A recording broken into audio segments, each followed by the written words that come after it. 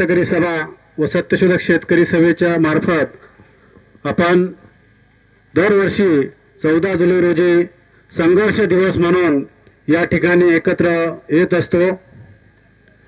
हा संघर्ष दिवस म्हणजे आठवणीचा दिवस आहे, कारण याच ठिकाणी आपल्या कार्यकर्त्यांवरती, कष्टकऱ्यांवरती काही विरोधकांनी पोलिसांच्या मार्फत आपल्या कार्यकर्त्यांवरती लाठी हल्ला केला, अश्रुधुराच्या नरकांड्या फोडल्या आणि आपल्या मुलाबाळांचं, कार्यकर्त्यांचं बादलीभर रक्त सांडलं। त्याची आठवण ही कायम राहायला पाहिजे म्हणून आपण दरवर्षी या ठिकाणी जमत असतो। आपले हक्क, आपले अधिकार हे आपल्याला मिळायला पाहिजे म्हणून आपण गल्लीपासून तर दिल्लीपर्यंत मोर्चे आंदोलन काढत असतो। आदिवासी वनहक्क कायदा झाला, त्या कायद्याला आज 18 ते 19 वर्ष पूर्ण होत आहेत, परंतु आजपर्यंत आदिवासी वनहक्क कायद्याची अंमलबजावणी झालेली नाहीये। एकाही आदिवासीला मालकी हक्काचा 7/12 मिळालेला नाही।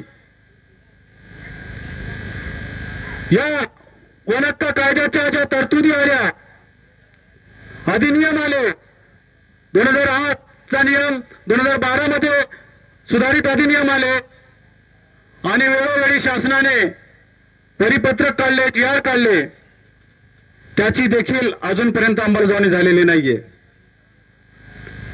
आपण 2018 मध्ये अतिशय तीव्र असा दुष्काळ पडला, त्या दुष्काळामध्ये आपली पिकं नुकसान झाली आणि त्या पिकांच्या नुकसानीसाठी आपण नुकसान भरपाई मिळावी म्हणून आपण मोर्चा काढला।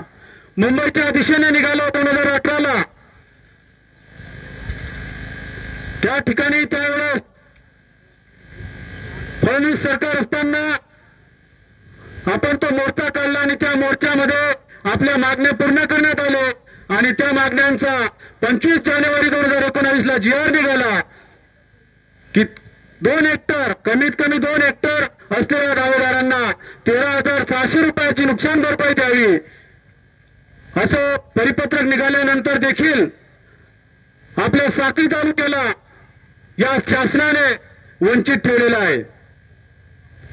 त्याच्यानंतर आपण 25 जानेवारीला 2019 ला साक्री या ठिकाणी झेंडा सत्याग्रह केला। संध्याकाळी सत्याग्रह सुरू केला, पहाटेच्या रात्रीचे 4 वाजून गेले। त्यावेळेस आपल्याला या साक्रीच्या तहसीलदार साहेबांनी लेखी दिलं की 1 महिन्याच्या आत आम्ही नुकसान भरपाईचे पैसे तुम्हाला देतो, परंतु आता एवढे वर्ष उलटून देखील आपल्याला नुकसान भरपाई मिळाली नाही। त्याच वेळेस 2019च्या त्या झेंडा सत्याग्रहामध्ये आपण अतिवृष्टीची देखील मागणी लावून धरली होती आणि 2019 ला आपल्या त्या झेंडा सत्याग्रहाच्या परिणामी 2019चा अतिवृष्टीचा GR निघाला आणि अतिवृष्टीचे देखील आपल्या वनहक्क दावेदारांना नुकसान भरपाई मिळावी म्हणून त्या GR मध्ये नमूद आहेत। परंतु अजूनपर्यंत हे प्रशासन सांगतं की आमच्याकडे निधी आलेली नाहीये, निधी उपलब्ध नाहीये आणि आपल्याला न्याय देण्याऐवजी पुन्हा आपल्याला अडथळे निर्माण करतात। कोरोनाच्या काळात काही गडबडीमध्ये शेतकऱ्यांच्या विरोधात 3 कृषी कायदे केले। दिल्लीच्या 4 सीमांवरती, बॉर्डरवरती पंजाबचे, हरियाणाचे लाखो शेतकरी, किसान बांधव त्या बॉर्डरवरती बसले। त्या ठिकाणी सत्यशोधक शेतकरी सभेचे कार्यकर्ते प्रामुख्याने जास्तीत जास्त महाराष्ट्रातून सहभाग नोंदवला। वेळोवेळी आपण त्या ठिकाणी गेलो। ते आंदोलन 13 महिने चालले आणि त्या 13 महिन्यात जवळजवळ 700 ते 750 शेतकऱ्यांच्या त्या ठिकाणी शहीद झाले। 4 शेतकऱ्यांना लखीमपूर खीरी येथे भाजपचा मंत्री, त्याचा मुलगा अजय टेनी मिश्राचा मुलगा, याने त्या आंदोलनकर्त्यांवरती गाडी चालवली आणि त्यांना चिरडून मारले। त्याच्यात एक पत्रकाराला देखील त्यांनी ठार केलं। त्यावेळेस देखील त्याच्यानंतर आपण त्या ठिकाणाहून अस्थि कलश यात्रा काढली आणि ते आपण नवापूर, नंदुरबार, साक्री तालुक्यात आणि धुळ्या तालुक्यात आपण त्या अस्थि कलश यात्रा फिरवली। लोकांना जागृत केलं की मोदी सरकार हे अघोषित आणीबाणी सुरू केलेली आहे. हे दडपशाहीचं सरकार आहे, हे हुकुमशाहीचं सरकार आहे. हे स्वामीनाथन आयोगाची अंमलबजावणी करत नाही, शेतकऱ्यांना शेतीमालाला भाव देत नाहीत, शिक्षणाचं खाजगीकरण करून टाकलं, रोजगार हमीची कामं देत नाहीत, घरकुलं मंजूर झालेली आहेत, घरकुलांचा निधी देत नाहीत, दुष्काळाचे पैसे देत नाहीत.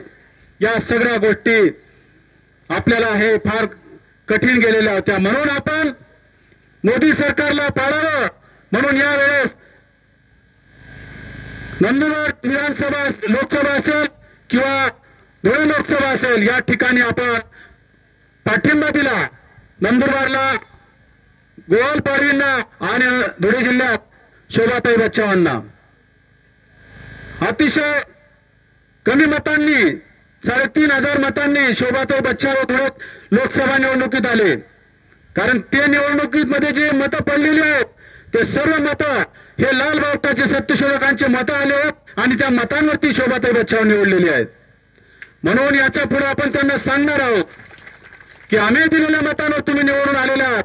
आमचे प्रश्न जर तुम्ही लोकसभेत मांडले नाहीत तर याच्या पुढे तुमच्या विरोधात देखील आंदोलन करण्यासाठी आम्ही मागे पुढे पाहणार नाहीत.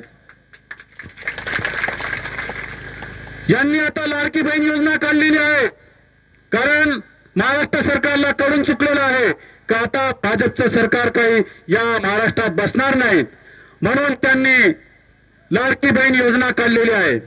एका बाजूला लाडकी बहीण योजना काढली आणि दुसऱ्याच आठवड्यामध्ये मोबाईलचे रिचार्ज वाढवून दिले.